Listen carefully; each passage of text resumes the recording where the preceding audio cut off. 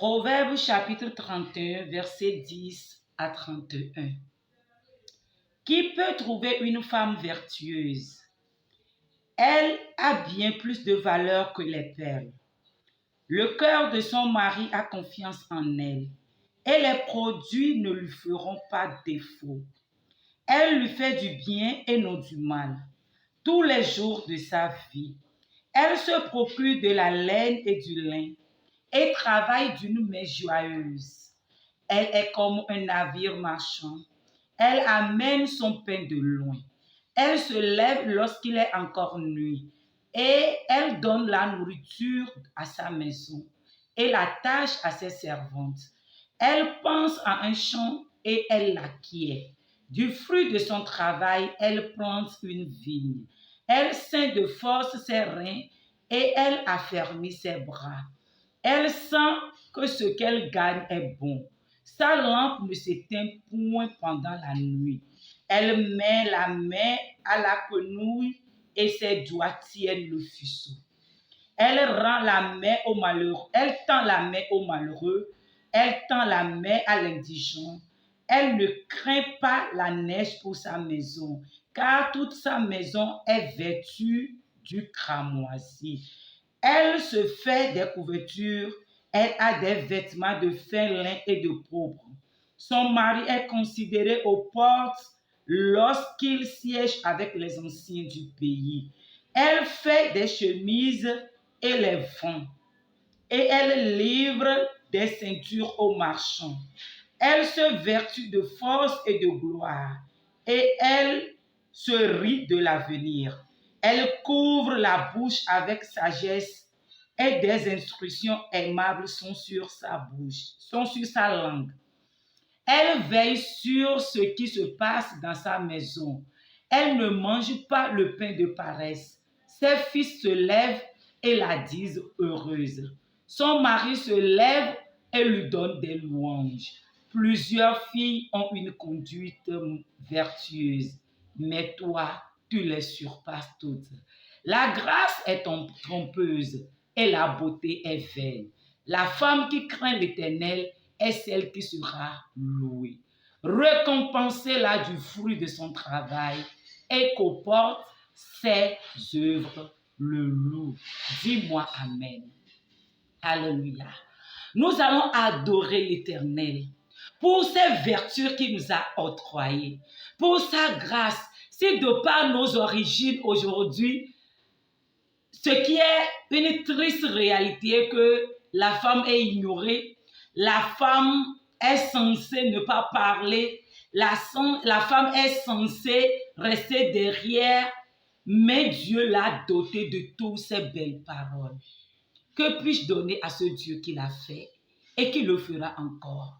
À ta place, j'allais déjà commencer à élever ma voix, à lever mes mains vers l'Éternel et à commencer à lui dire merci. Maman, si tu es d'accord avec moi, partout où tu te trouves, je te conseille, je te demande de lever ta voix. Nous allons ensemble adorer ce Dieu qui nous a octroyé cette capacité. Au nom de Jésus.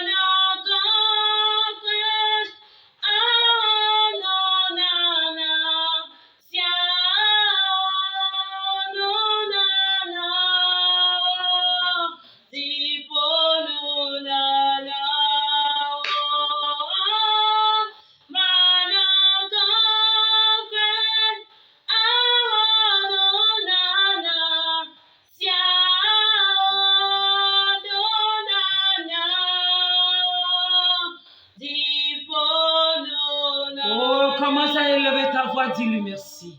Adore-le ce matin. Pour la grâce, pour la miséricorde qu'il t'a donnée. Papa Yahweh, je t'adore ce matin. Je te dis merci pour la grâce que tu m'as accordée. Oui, c'est toi qui m'as ramassé de la boue.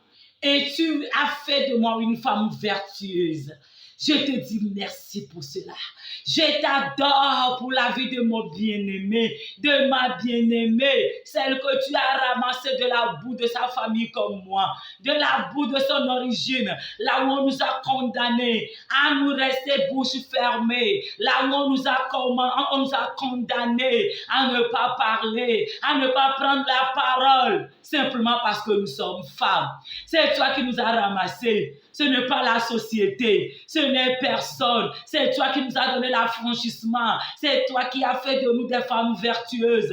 Je t'adore pour ce zèle. Je t'adore pour cette capacité. Je t'adore pour cette grâce, cette faveur que tu nous as accordée. Qui peut le faire comme toi? Seigneur, je te dis merci. Même la société a essayé d'équilibrer cela. Ça n'a pas marché parce que eux, ils l'ont fait selon leur raisonnement, selon leur connaissance. Mais toi, tu nous as dotés de ta capacité. Seigneur, je te dis merci. Seigneur, je t'adore. Seigneur, je te loue pour tes refaits, pour tes bienfaits. Je t'adore, Yahweh. Je te dis merci. Je te dis merci. Nous allons continuer. Proverbe 31, verset 28. Lisons ensemble. Proverbe chapitre 31, verset 28. Ses fils se lèvent et la disent heureuse. Son mari se lève et lui donne des louanges. N'oublie pas, ce mois-ci, l'Éternel nous a recommandé de prier en faveur des femmes leaders. Des femmes que selon la société, selon leur position professionnelle, elles sont confrontées ou bien elles sont au front. Elles sont à quelque part où leur voix compte, leur voix pèse. Alléluia. Mais n'oublie pas, ce sont des femmes mariées. La Bible nous parle ici que la femme vertueuse, quel que soit son rang social dans la société, elle fait tout pour que ses enfants soient heureux et pour que son mari soit rempli de louanges. Mais qu'est-ce que nous remarquons? Aujourd'hui, il n'y a pas d'équilibre comme l'Éternel espère le voir dans nos vies. Si je suis une femme leader, soit mon mari se plaint que je ne reviens pas vite, soit mes enfants sont voués à l'éducation des autres, soit de ma mère, ou soit de ma belle famille, ou soit des dames que nous avons à la maison. Mais l'Éternel attend de nous un équilibre. Je suis dedans, tu es dedans. Nous allons implorer la grâce de l'Éternel. De combien de fois nous n'avons pas su équilibrer notre leadership? Soit on sauve la famille au dépend du travail, soit on sauve la famille au dépend on sauve le travail au dépend de la famille. Il n'y a pas d'équilibre. Seigneur, aie pitié de nous. Crie, crie, crie, crie, crie et prie, maman. Père, 3 fois c'est j'implore ta grâce, j'implore ta miséricorde. Selon Proverbe 31, verset 28, toi tu attends de moi qui est l'équilibre entre ma vie professionnelle et mon foyer. Mais pour être honnête en ta présence, Seigneur, j'ai échoué. À plusieurs reprises, j'ai opté pour ma vie professionnelle aux dépens de mon foyer. J'ai opté pour ma vie ministérielle aux dépens de mon foyer. Seigneur, aie pitié de moi. Je n'ai pas su équilibrer ma vie de leadership. Aie pitié de moi, Yahweh. Pardonne-moi, Yahweh. Je suis en ta présence. J'implore. Je reconnais mes failles. Je reconnais mes faiblesses. De la même manière, j'implore ta grâce et ta miséricorde sur mes collaboratrices, sur mes coéquipiers, le nombre de fois qu'elles ont choisi le travail au dépens de leur foyer, le nombre de fois qu'elles ont sacrifié leur mari Elles ont sacrifié leurs enfants, leur maison, leur vie d'ensemble dans le week-end, aux dépens des missions. Seigneur, aie pitié. Je suis dedans. Aie pitié de nous, Yahweh. Pardonne-nous, Yahweh. Pardonne-nous, Yahweh. Tu attends de nous. Tu attends voir l'équilibre dans notre leadership. Mais on ne l'a pas fait. Aie pitié de nous. Aie pitié de nous. Au nom puissant de Jésus. Maman, ça pèse. Mais nous devons nous repentir en présence de l'Éternel. De la même manière, nous allons continuer. Au troisième requête, nous allons implorer le sang de Jésus de nous racheter. De nous racheter de quoi? De tout débordement. Extrait de débordement. Oui, naturellement, il peut y avoir des débordements. Mais si ça se répète, ça démontre que nous avons un problème avec notre leadership. Et c'est pour cela que nous allons invoquer le sang de Jésus. Invoquer le sang de Jésus. De nous racheter des débordements, des distractions qui se manifestent en quoi? Le Saint-Esprit m'a dit que le débordement que nous manifestons, des fois, ça a pour base l'avidité. Oui, la vide du pouvoir, la vide d'autorité, la vide d'argent, la vide de voyage. Nous ne sommes jamais satisfaits. Non, je veux faire tel, je veux faire tel, je veux faire tel. Je vous dis, ce que je suis en train de vous dire, c'est différent d'avoir une vision, de se fixer des objectifs et de se donner les moyens de les réaliser. Ça, c'est différent. C'est différent d'être avide de pouvoir, avide de mission, avide de voyage, avide de séminaires, des conférences. C'est différent. Maman, disons-nous la vérité. Si tu as une vision et tu as des objectifs pour l'atteindre, tu te donneras les moyens de le faire. Ça se réalisera dans une fourchette. Tu seras cadré. Mais si je suis aujourd'hui à Dubaï pour un séminaire et une camarade se dit, après Dubaï, moi je viens en France et j'écris à la maison, oui, excusez-moi, dans 10 jours, je serai à Paris et je reviens. Non, de Paris, j'écris à la maison, non, dans une semaine, je serai en New York. Non, en ce moment, tu n'as plus de vision, tu n'as plus d'objectif à atteindre. Tu ne te donnes plus de moyens de réaliser quoi que ce soit. Non, tu es dans la distraction parce que telle personne dit qu'il va quelque part et toi tu le suis. Peut-être là où la personne va là. Si de Dubaï, cette dame prend la résolution d'aller aux États-Unis, peut-être c'est ces 3 ans de rêve qu'elle est en train de réaliser comme ça. Elle a rêvé aller à cette conférence des femmes à New York, peut-être en 2020. Elle s'est fixé des objectifs. Elle s'est donné des moyens qu'après Dubaï, moi j'irai là-bas. Toi, tu ne sais pas. Parce qu'elle a causé de cela, elle t'a parlé de ses bienfaits. À coup de foudre, toi, tu l'accompagnes. Maman, si tu agis comme ça, non, tu n'es plus dans la réalisation de ta vision.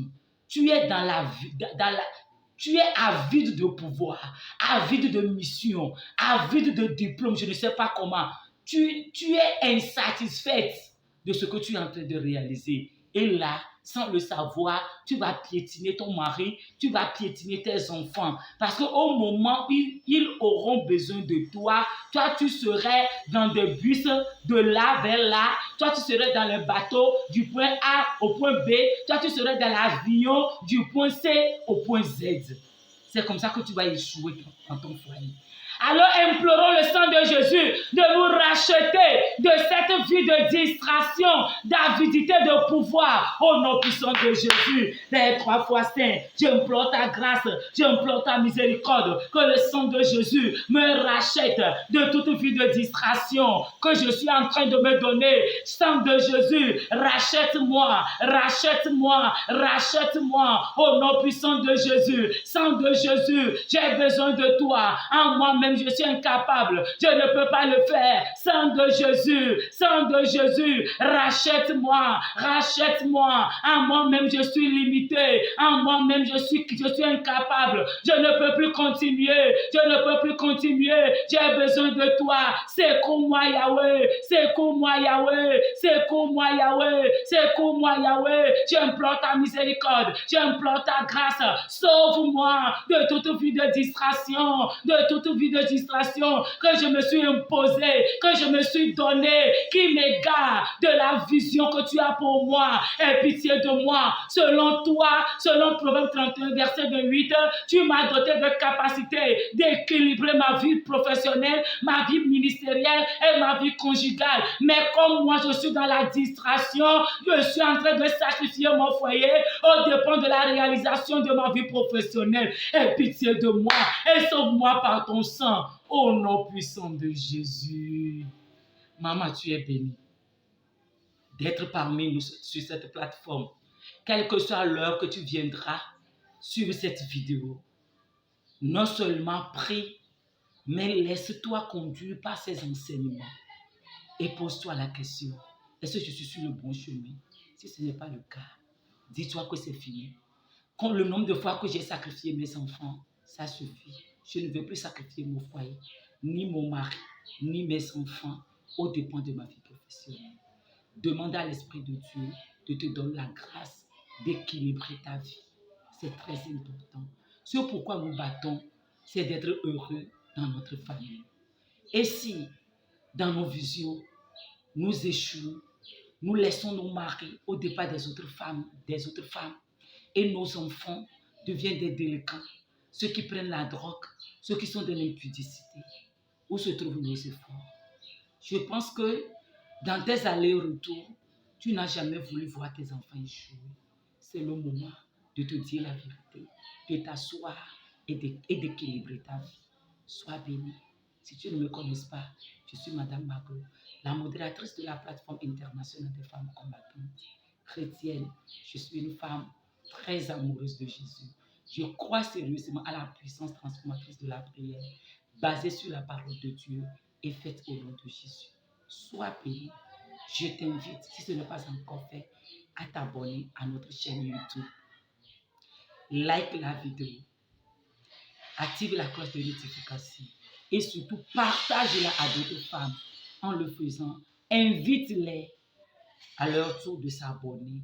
Et ensemble, nous allons former une équipe très formidable pour sauver cette génération. La génération montante a besoin de nous. Ne les laisse pas répéter notre histoire. Nous avons déjà échoué à quelque part avant de connaître la vérité aujourd'hui. À notre tour, faisons de notre mieux pour leur communiquer la bonne information pour que ensemble elles se lèvent consciemment, acceptent de se tenir au front de leur combat, remporter la victoire et avoir une nouvelle histoire. Tu es béni, je crois en toi. Sois branché. Dans la semaine, tu auras d'autres vidéos qui vont t'inspirer à une histoire merveilleuse. Je t'aime au nom de Jésus. Merci d'être scotché pendant ces 20 minutes ensemble. Je t'aime. Et n'oublie pas, Jésus t'aime également. Au nom de Jésus. Amen.